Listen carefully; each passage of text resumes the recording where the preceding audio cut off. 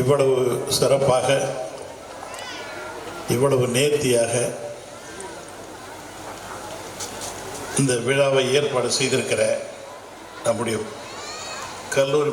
பள்ளியினுடைய முதல்வர் சாந்தி ஜெயசுந்தர் அவர்களே, கரஸ்பாண்டன்ட் சந்தான கிருஷ்ணன் அவர்களே,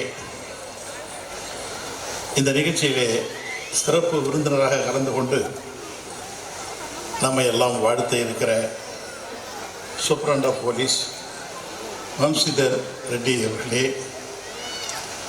மற்றும் நீங்கள் எல்லாம் ஆவலோடு எதிர்பார்த்து கொண்டிருக்கிற அக்காடு மெட்ரோபாலிட்டன் சிஇஓவாகவும் நம்முடைய குடும்பத்திலே ஒருவராகவும் இருக்கிற வெங்கடேஷ் பட் அவர்கள் இங்கே சிறப்பு விருந்தினராக கலந்து கொண்டிருக்கிறார்கள்.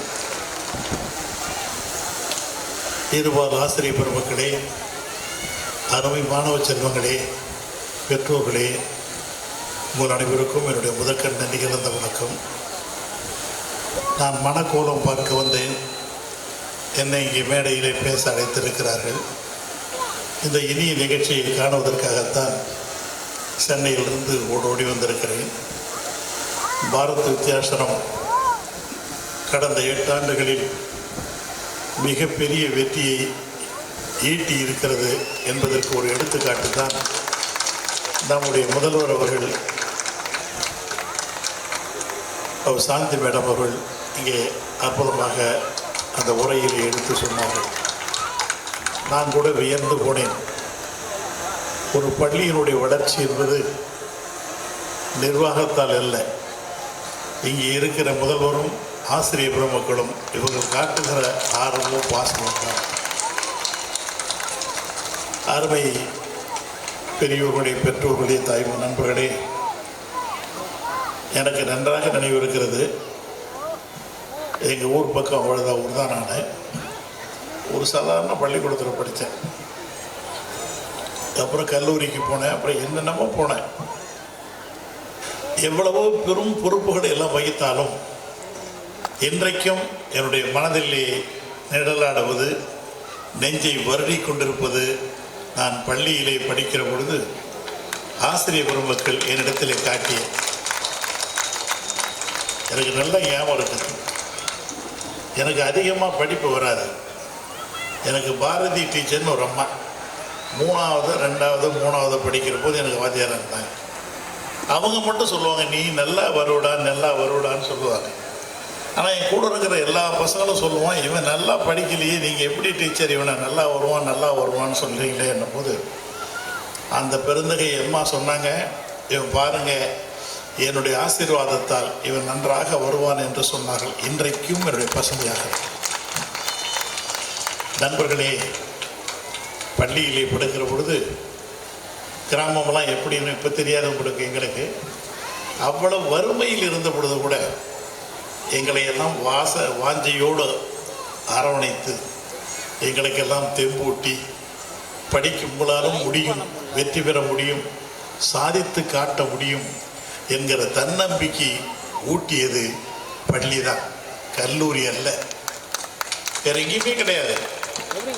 இப்படிப்பட்ட தன்னுணர்ச்சி ஏற்படுத்துகிற ஆற்றல் என்பது இந்த பள்ளிக்கு மட்டும்தான். விளையும் பயிர் முளையிலே தெரியும் என்பார்கள். அப்படித்தான் இந்த மாணவ செல்வங்களை நம்முடைய சாந்தி பற்றி நான் பாராட்டி ஆகணும். அது என்னுடைய எந்த பிறவியில் என் கூட பிறந்ததா என்னன்னு தெரியல. இந்த பள்ளிக்காக தன்னை முழுமையாக அர்ப்பணித்து கொண்டு தன்னுடைய வாழ்க்கையே இந்த பள்ளி தான், மாணவ செல்வங்கள் தான், ஆசிரியர் பெருமக்கள் தான் என்று இந்த பள்ளியை நன்றாக வளர்த்து வருகிற அவர்களுக்கு என்னுடைய வாழ்த்துக்களை, நன்றிகளையும் தெரிவித்துக் கொள்கிறேன். நம்முடைய வெங்கடேஷ் பட்டிங்க வந்திருக்காரு. வெங்கடேஷை பற்றி நான் ஒன்றும் உங்களுக்கு சொல்லவே வேண்டியதில்லை.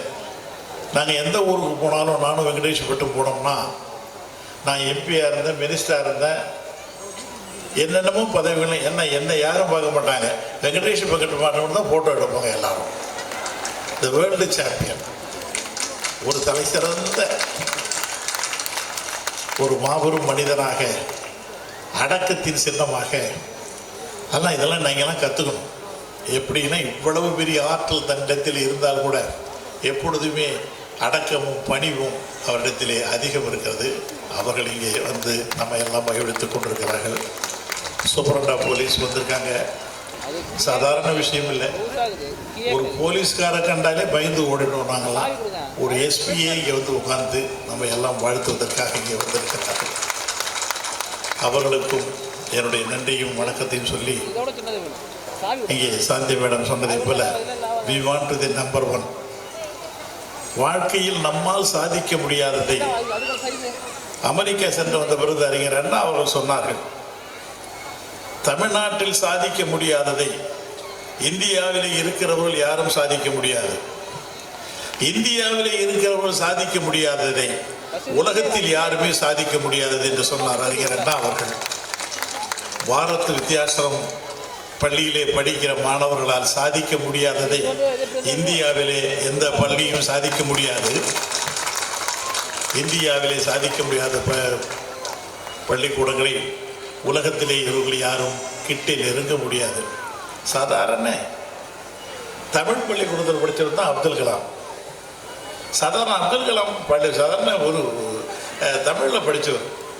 அவர் சொல்லுவார், அவருடைய வாழ்க்கை வரலாற்று எழுதுபவர் சொல்லுவார்கள், நான் 10வது படிக்கிறவர்கள் எனக்கு இங்கிலீஷே வராது அப்படின்வார்.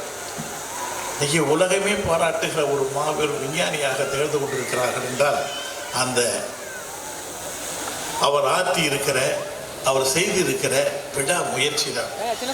முயற்சி மட்டும் ஒரு மனிதனுக்கு இருக்குமே ஆனால் வெற்றி பெற முடியும் என்கிற தன்னம்பிக்கை தான் நம்முடைய அப்துல் கலாம் நமக்கெல்லாம் எடுத்து காட்டி கொண்டிருக்கிறார்கள். அப்படிப்பட்ட பல்வேறு வகையான நல்ல செய்திகள் எல்லாம் இந்த பள்ளி தான் உருவாக்குகிறது.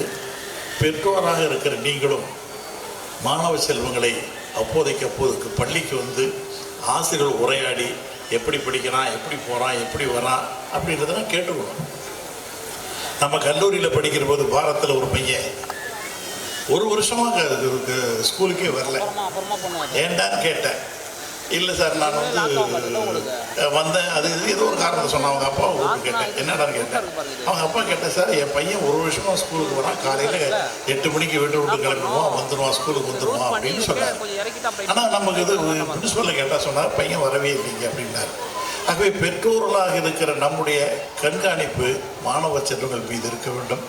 அதிகமாக திணித்து விடாதீர்கள், அவர்களை சுதந்திரமாக விடுங்கள். இப்போ இருக்கிற பிள்ளைகள் மாதிரி அறிவு ஆற்றல் உலகத்தில் எங்கேயுமே பார்க்க முடியாது. இங்கே வரும்போது வரவேற்புரை ஆற்றுங்கிற இந்த மாணவ செல்வங்கள் இதை பேசுகிற போது பார்த்தா டான் இது மாதிரி தலையில் மணி அடிக்கிற மாதிரி அவ்வளவு ஆற்றலும் சிறப்பும் இந்த மாணவரிடத்தில் இருக்கிறது.